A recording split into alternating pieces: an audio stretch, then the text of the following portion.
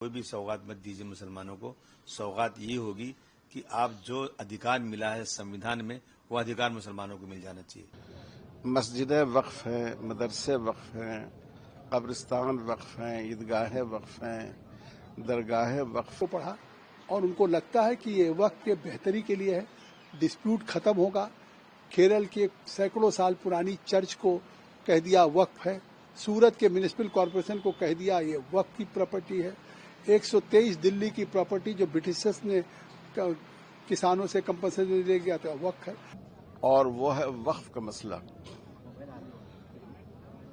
मुल्क भर में मुसलमानों के वक्फ की बेशुमार अमलाक हैं।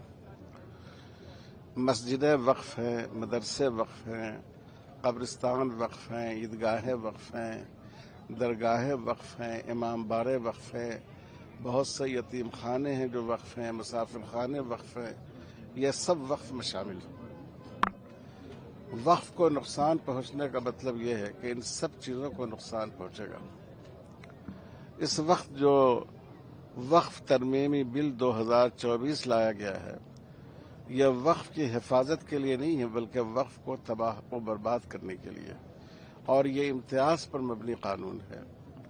जो सहूलतें हमारे हिंदू भाइयों को उनके धार्मिक स्थलों और मजहबी कामों के लिए है, सिख भाइयों को है, मुसलमानों को उससे महरूम करने की कोशिश की जा रही है। इसलिए हिंदुस्तान भर के मुसलमान, तमाम मसालिक के लोग, तमाम तंजीमों के लोग इसका विरोध कर रहे हैं। और all India Muslim personal law board के लिए ये बिल बिल्कुल नाकाबिल कबूल है।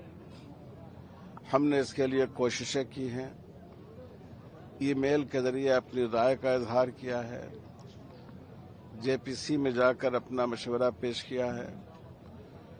बहुत बड़ा धरना दिल्ली में हुआ, बहुत बड़ा धरना पटना में और विजयवाड़ा में हुआ, और ये हमारे लिए बिल्कुल नाकाबिल कबूल है।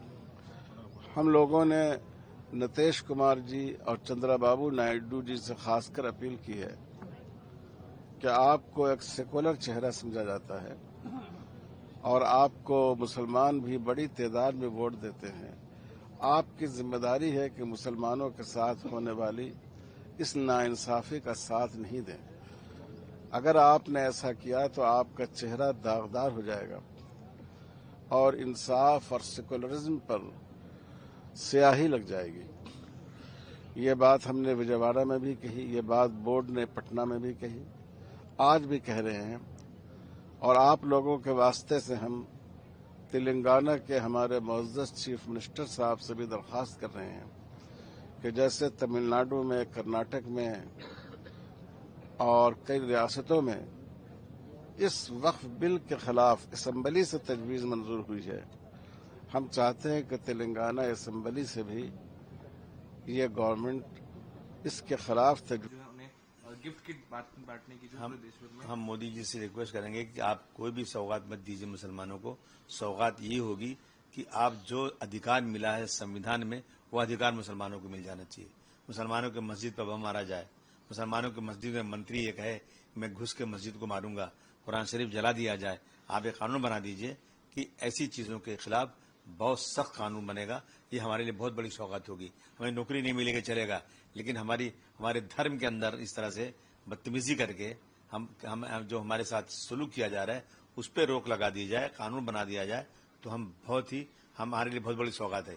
ये सौगात की हमें कोई जरूरत नहीं है। वो समर्थन करें, क्या कहना सर आपका? देखिए, कैथोलिक काउंसिल हो, उसके सबने पूरे केरल के एमपीज को किया है, तो इससे साफ है कि उनका तो जो कैथोलिक के पादरी होते हैं केवल अपना रिलीजियस और एजुकेशन से ही ताल्लुक रहता, कोई सियासत से नहीं। तो उन्होंने साफ इस बिल को पढ़ा, हमारी रिपोर्ट को पढ़ा, और उनको लगता है कि ये वक्त के बेहतरी के लिए है, डिस्प्यूट खत्म होगा। केरल के सैकड़ों साल पुरानी चर्च को कह दिया वक्फ है, सूरत के म्युनिसिपल कॉरपोरेशन को कह दिया ये वक्फ की प्रॉपर्टी है। 123 दिल्ली की प्रॉपर्टी जो ब्रिटिशर्स ने किसानों से कंपनसेशन ले गया था वक्फ है। नई पार्लियामेंट को कह दिया वक्फ है, ईडन गार्डन को कहीं कह दिया वक्फ है। तो ये विवाद खत्म होगा, इसलिए वो अपील कर रहे हैं। बड़ी संख्या में मौलाना भी इसका मदद कर रहे हैं। केवल all India Muslim personal law board पूरे इस रमजान के महीने में, जहां इबादत का महीना है, अल्लाह के लिए तरावी से लेके प्रेयर का है, वहां अलविदा नमाज में भी उन्होंने आह्वान कर दिया कि काली पट्टी बांध करके जाएं।